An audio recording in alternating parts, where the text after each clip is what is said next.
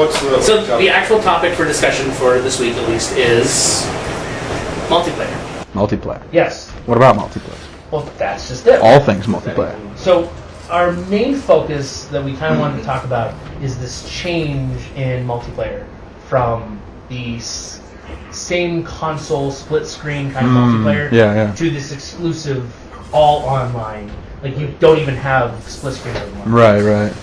So just general thoughts about that whole change in multiplayer. General thought.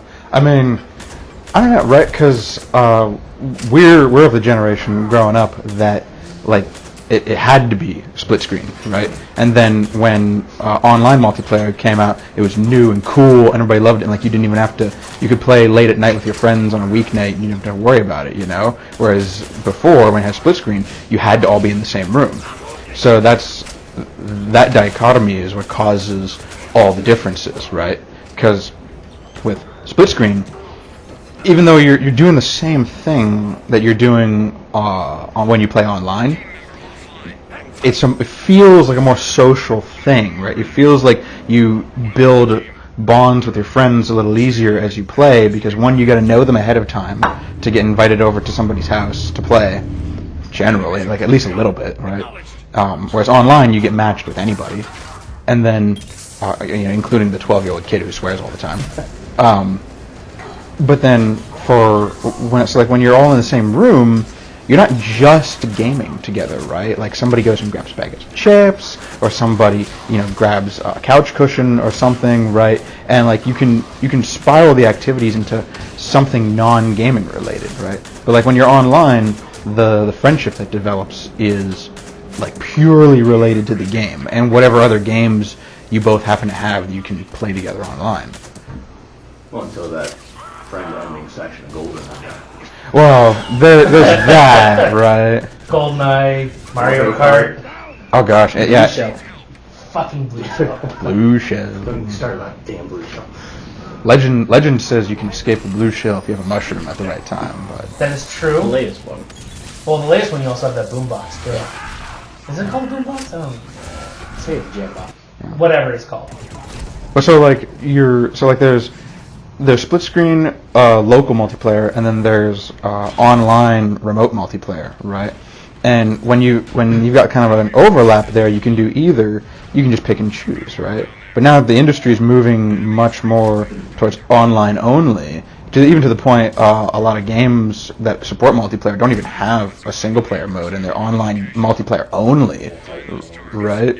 Yeah, and this has been going on. This isn't like new this year. This has been going on for a couple of years, right? Even I, as someone who doesn't follow the industry that closely, knows this.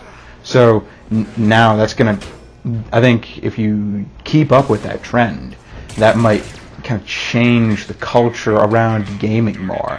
Because people are already, you see it online and stuff, like with the little comics and where people are nostalgic about sitting all around the same screen late at night, and like the screen is the only source of light, and you're munching on whatever munchies with your friends, right? Like that. Screen looking. Yeah. Like getting angry at each other for screen looking and stuff. Everyone denied it, but we all did it. Oh We all did. Yeah. Oh. Being in a pool. Yeah. We all did it, but we all said we didn't. But so like that. You're the one that always does. Everybody can't own up to it. The more time goes on, that culture that we grew up with is going to be forgotten and be replaced with online only. And especially if you throw in like microtransactions and stuff, people might start. Yeah, that's for another topic. People might start. People might not. Like the kids who are like just starting to play games now. By the time they're our age, they might not have such fond memories of gaming, and they might not want to go back to it. So it could be more like a longer term problem for the industry because they might be kind of killing the golden goose, so to speak. I think one of the reasons they're going strictly towards online, the biggest reason probably, is money. Oh, you totally. have the subscription, and like if I wanted to play For Honor with you guys, all three of you would have to buy the game now. Absolutely, it's all about in the living room and play a game I want you guys to try. It's all about short-term profits, Like back in the day, the company would spend years making a game, and then you sell it for $50, and you get a bunch of sales, and then that was it. And so you didn't have to worry about updates, which was a cool thing. You bought the game. And that, you bought the game, was and what you got. that was it, right? No day one updates. No updates at all. Patches. Yeah, exactly. So like, on one hand, that was kind of like more quality put into it at the beginning, right? But now that you can update stuff all the time, and you can have like the microtransactions and stuff, you can they can crank a lot more money out of each game, and they still sell each game for $60. Oh, now they jacked up too. If you pay $120, you can get 3 days early access. Oh, there you go. The special edition games. You get With 60 card the packs, special things that nobody else can get. which is just Which ridiculous. then everyone gets because Right. you all buy the special edition, so everyone starts with the same thing, and then those that buy the standard edition, like perfect example, the recent one, Star Wars Battlefront 2. That one, they made it that you bought the cards so that you could have the characters and the weapons, and that's the only way you can play the game. So that day one, people that were playing the game for the first time and just bought the standard edition, you couldn't even play in an online match because all of a sudden you're killed as soon as you spawn. That's the way EA is doing all their games. Like Madden, like if you try to play online with someone, you have to do it through their mode where you have to buy the stupid digital card packs just to get people to play.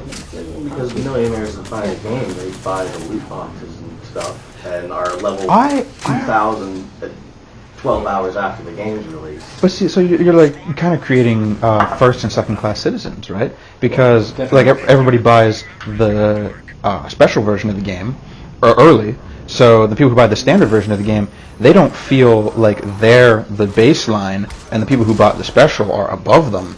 If they feel like the people who bought the special are the baseline, and they're beneath them. So really it's more of a first and third class rather than a first and second class. Yeah, there's exactly. No middle There's tier. Like there's no. I remember for games like Halo 2, you would pay like $40 for the standard, $50 for the special, and then there'd be like an $80 or $100 like ultimate one. Now there's no middle ground. You're paying $60 or you're paying $100, $140. I say back in the day too, with like Halo, with the Halo series, the special version didn't automatically grant you such power in the game, like just because a metal you book and a DVD. it was all just Cool like art book that came with it. yeah, or maybe it had like some special outfits or character looks or something, but it didn't influence the way you played the game. No, you didn't get anything special. You didn't get any new guns or Yeah. armor or anything like that. When there's the saying about guns, right? You know, how does it go? Like God made rich and poor, but Smith and Wesson made them equal. Oh yeah, the great equalizers. Yeah, the great equalizer. So for video games, right? Rich kids and poor kids, you get online, even online, all right? You play each other in the game, and maybe that's a sense of solace for the poor kid because he gets to, you know, kind of he spends all his time and effort on the game. He gets really good at it. He can crush the rich kids, even if he doesn't know that they're rich, right? He can have a lot of success in the game, but if you have the standard edition and like the special edition grants you better skills in the game, then that's just another reminder to the poor kid that you're poor and you're not as good because you can't have the special one, which means you can't win. One of the worst cases of that is Destiny. If you pay the extra money, you get the most overpowered gun in the game. Yeah. If you don't, you never get it. Yeah. Game over for you. It's definitely true. I think that's a good thing about what the Switch is doing now, though. About what you were saying with, you know, your friends are sitting around in a room and like you're literally hanging out and playing the same console, the same game, face to face, and actually socializing and getting out of your loner. I mean, we were so dedicated to playing in the same room when Mass Effect 3 multiplayer was out, which we hours, years. I don't know how much we played, but it was a lot. And he had his Xbox and the TV, and in the same room I had an Xbox and the TV, and in the same room his girlfriend at the time had an Xbox and the TV.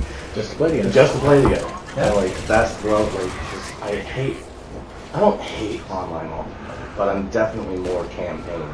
Like, It's bad when you're forced into it. Yeah. Right. Yeah. Like, it's really good to have as an option, but I think games based entirely around multiplayer, let alone online multiplayer, they don't feel like the same game, right? Like Halo, the campaign and the multiplayer are almost two different universes, two different and you can, yeah. but so like if you wanted it, you could buy it just for the campaign, and you felt you got your money's worth, right? Especially because you can go back and you can, you know, try and get all the little secrets and everything, all the Easter eggs and all that. Or you can get it just for multiplayer, or a lot of people did both. You know, a lot of people would play campaign on harder and harder levels until they got good enough to to play online multiplayer. That's, I think, the very positive thing about multiplayers. There has to be the campaign because, not all the time, but a lot of the time, the story is what makes you love the game. But you can only play the story so many times. I'm guilty of playing it over and over and over and over and over and over and over again.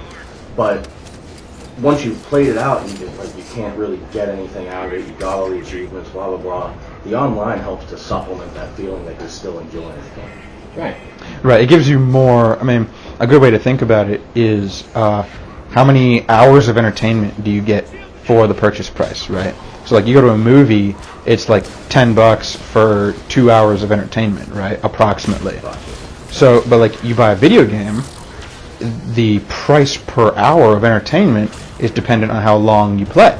So if you buy a campaign and you finish it in a day, it's not really worth it. But you buy a campaign and it takes you 40 hours to finish it, and then you buy a separate multiplayer game and you can play it forever and ever and ever. Well, not realistically forever, but you can play it a really long time. It becomes one of the most cost-effective forms of entertainment. I mean, it's still COD 4 guys online playing. And that was 11 years ago. There were people playing Halo 2 until they literally couldn't anymore. Servers, yeah. And there were then, even after they took the servers down, there were there were a few people still running the game, and like they weren't going to kick them off or something. Yeah. And they did that for, I don't know, like tens of days maybe. Yeah, something short. Yeah. That's definitely a very good point. Definitely, just you do need a single player. Yeah. So, I mean, my opinion. Right, and I completely agree. Yeah. And it can't be a weak single player either. Like, my problem with For Honor, the game is great, the mechanics are great, but the storyline, the single player, is like maybe like 2 hours long, and the story sucks. So it's just token. Yeah, it's there to just be there. They're like, oh, here is a single player mode. Right, to get people that don't like multiplayer per se. And it's a terrible mode. It's awesome. See, I think short campaigns are okay though if they're good. Mm-hmm. Like Spec Ops: The Line's campaigns are like 4 hours, 5 hours, but it's really good, spectacular. The twist is amazing. All that, because it starts out as just like a normal, third-person action shooter, and then halfway through it starts getting trippy. so yeah, isn't like Halo Reach's campaign is pretty short too? It's short. It's short. Short compared to the It's other short ones. for the rest of the series. Yes. But Yeah. it's a deep one. And Yeah. it makes you love those characters. And it's got a good It's got a good story too. It's not just like a lot of map and platform to go around. Like it actually has like some story, has the appropriate amount of cutscenes and stuff. Like that's what makes you care about the game, and that's what builds a fandom really, Right. in a sense beyond just multiplayer. That's what Halo's always been good at. Is they have a huge hand in what made multiplayer what it is today, but they never skimped on the story modes. At least as far as I've only played up to part of 4, so I can't speak on the later ones. But 5 was a nice return to the campaign. It was different, but it worked. The only problem, and this is something that I found out recently, there is no split screen at all. fine. See, 5 has no, it's all the multiplayers online, there's no split screen. lack of see, when you have online multiplayer but no local split screen, that feels like just cheap developers trying to save a little bit of money the fastest way possible. Yeah, because they can say they have multiplayer, and they know online multiplayer gets a lot more play than local split screen.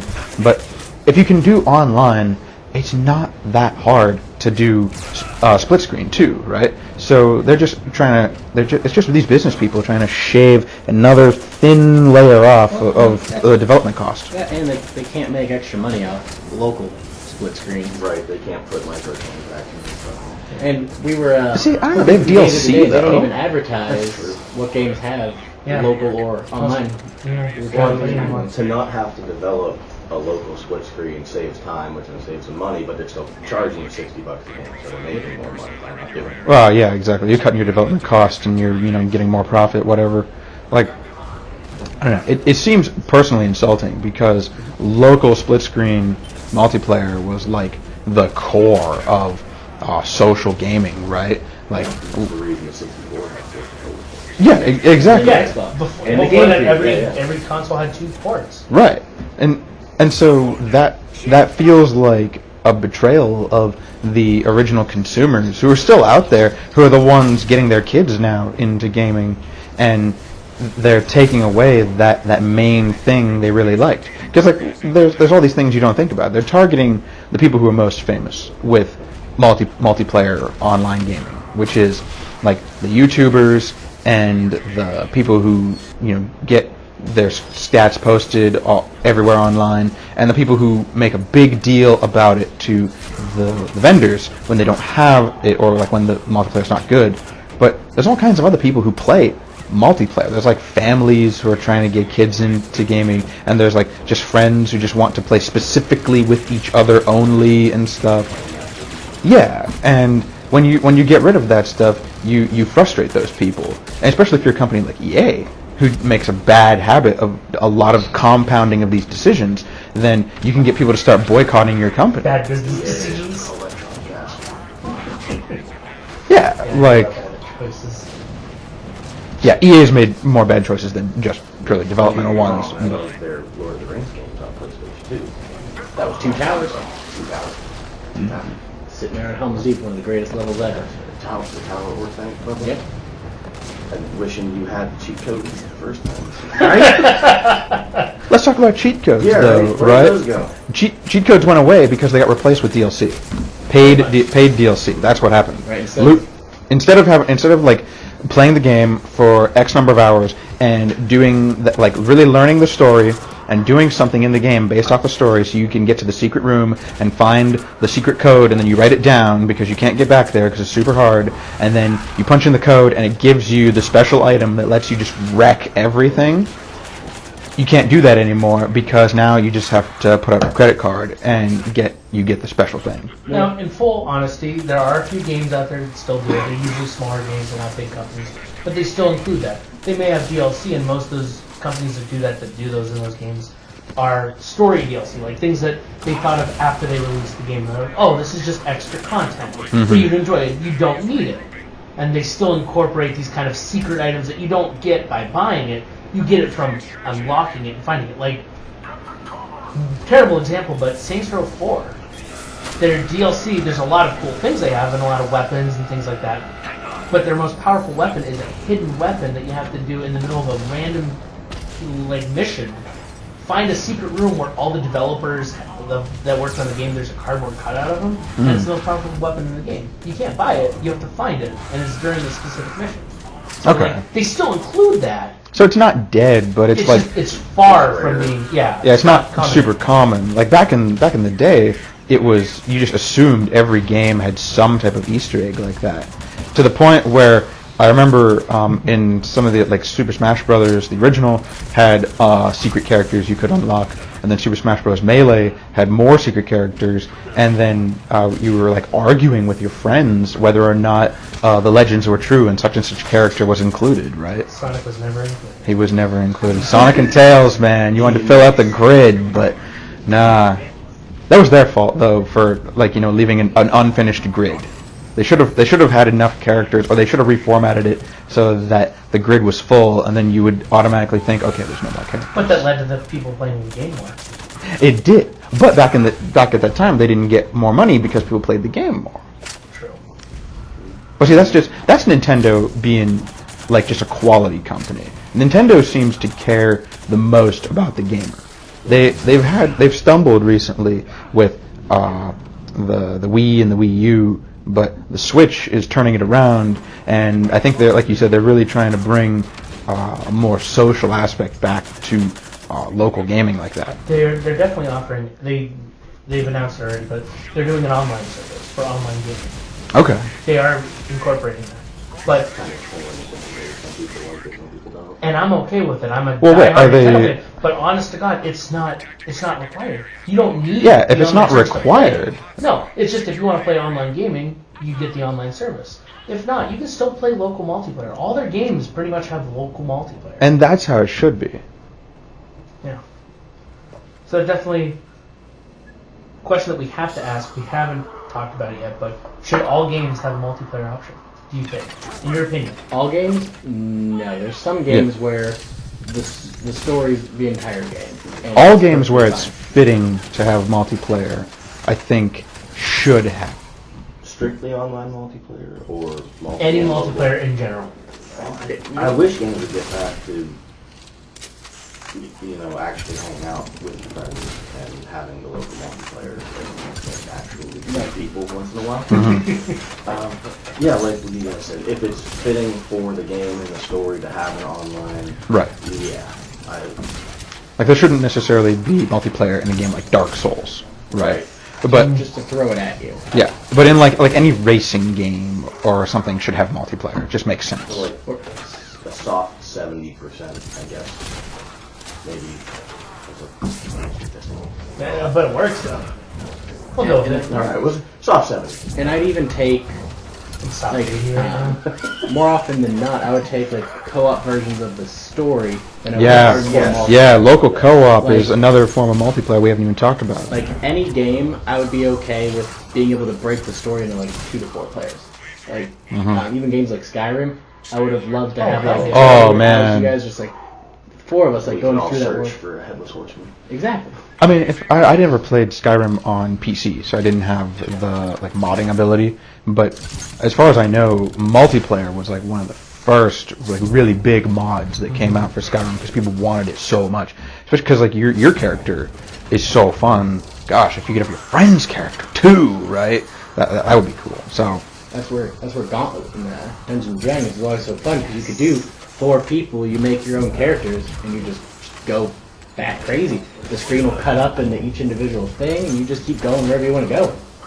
I mean, let's talk about this though, right? Because co-op multiplayer is even more rare than split-screen local multiplayer, right? So is that in like a broader sense? Everybody complains society is more like antagonistic and fractured, and of course you have like political what's the word? Sectarianism, right? Where everybody's in camps. You have that spill over into all other aspects of life, right? Because everything mirrors everything else. Do you think the lack of co-op multiplayer and multiplayer focused mostly on just fighting each other? Because let's face it, most of these games are fighting games or combat or something like that. Do you think that influences people in a negative way? Does that create like worse kids playing the game or like a worse attitude around gaming? Like it's not a way to relax, it's just a way to fight and get your anger out or something? Yeah, I can kind of see where you're going. I don't know how far it would reach, but like I know definitely without being able to play with like all of you guys on a team, it can definitely make you sad sometimes having to constantly play against you. Because always one of us is always going to be better. And instead of having you on my team being able to work together and use our strengths together, now I'm spending my time trying to figure out what Pat sucks at. How do I kill this? Exactly. Like, Right? is like, do I snipe him? Do I try to sneak up on him? Do I do that? Exactly. Joe sucks with a handgun, so I'm gonna go around and take every rifle I can find and leave him with a handgun. And like that's one of the reasons I don't play games anymore. Like most of it is because I don't have time, but part of it is because I was never a great multiplayer first-person shooter player, right? So every time I played with somebody, I was always at the bottom of the ranking list, and I always had the worst KD ratio. And I would ask, why do I do this? Right. Like I'm not getting any enjoyment out of it. So after a while, I started saying to friends, like, no, let's not play the game. Let's do something else. You know? Some of the few like exceptions to the rule were like Agent Underfire, where you could have an entire enemy team of bots. So they could 4 on one team against 4 bots, and it's like, all right, we're on the same team now. I wonder if that's another reason everybody likes, all the developers like forced online multiplayer, because you don't have to worry about developing AI for the game. You can just have players play each other. Well, I mean, if the game has a single player mode, it already has an AI developed. You just take that and Oh, I mean, incorporate into a that must be related though to why there's more games that are multiplayer online only instead of like a single player. Because like you said, they don't have to put the time into writing a good story to tell the game. They don't need a story. They don't need AI. They don't need development time for things that are not directly related to multiplayer. Campaign generally doesn't provide as much money from DLC and loot crates and crap like that. So, in terms of just a purely business decision, it makes total sense to do this. Like right now, the thing's blowing up with all these stupid battle royale games. It's just a mass of humanity just paying for loot crates just to tear each other's head off. Nothing else is part of the game. The elites watching the lower class rip Right. each other apart. Like it's ridiculous. Yeah. I think we're kind of delving into a topic. Definitely, I think the next one is going to be single player campaign because we keep diving back into it just because it lends itself to that. They're connected. They're very connected. Oh, speaking of single player campaigns and everything, you guys hear that the remastered Modern Warfare 2 is they were thinking of doing campaign only? Campaign For a only? COD game. Really? Yeah. That would not be Wow. And That's surprising. Because I love the Modern Warfare games. Not the multiplayer. The games are phenomenal. Very well written stories. So it didn't bother me too much. If they charge $60 for it, it's a short campaign. That's kind of a ripoff. But I was reading comments in the video I was watching. Everybody's like, Modern Warfare 2 campaign sucked. And I'm like,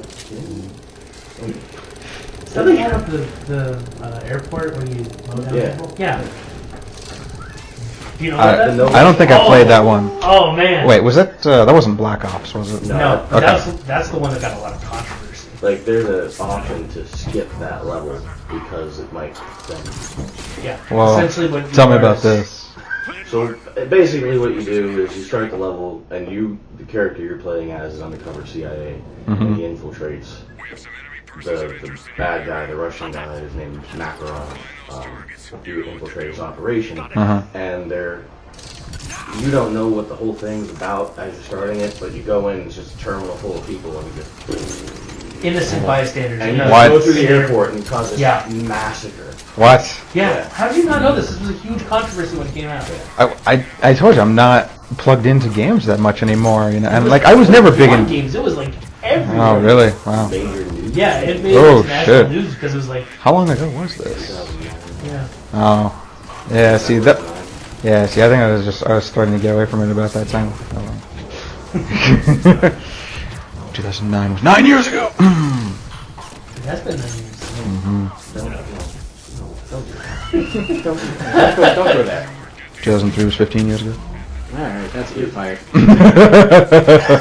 Pay the day's salary and get out. So we've definitely talked about online gaming and multiplayer in general.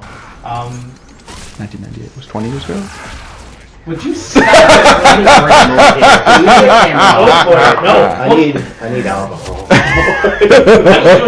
was doing so well. No, so we did kind of touch upon the whole positive side of online. Is there just any kind of final positive thoughts on online multiplayer? The only positive I'll really give it is you can play and meet players from around the whole world. Yeah. Exactly. When I was playing Resident Evil 5, none of my other friends were really playing it, and I ended up playing with this group of Canadians pretty regularly, and we unlocked everything throughout the whole game just working together. And that's still a pretty cool. close gaming relationship I have to this day.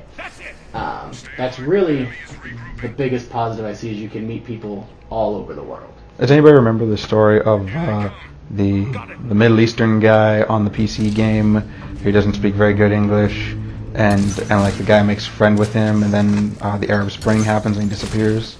Does anybody remember this story? No, but I have a question. How do you remember this, but you didn't know anything about the freaking Call of Duty thing? Because I live under a Call rock. of Duty, you knew about that. I don't know. I live under a rock. What can I I'm say? not sure you even knew about Call of Duty. You weren't even born yet. But yeah, there's like this. You weren't even born your father's ball sack. What the fuck? I think you merged two analogies there. Hell. Yep, we've hit that point in the show. Your father may not have been. But yeah, there's like the green text where the guy says, you know, he's playing some online game, and this this Middle East, the guy with the thick Middle Eastern accent, comes in the game, and everyone's making fun of him. And the guy decides to help him, and so then he starts helping him too. So they become kind of a team in this match. So he adds him as a friend, and then they get to know each other after a while. What? You're tired of speaking to, aren't you? Yeah, right and under the microphone. of course. You're a bad pet parent. Even worse. I would share my glass with Watson all the time. Yeah, but then he's gonna bark at you until you do it. No. Why don't you just look at it? Huh.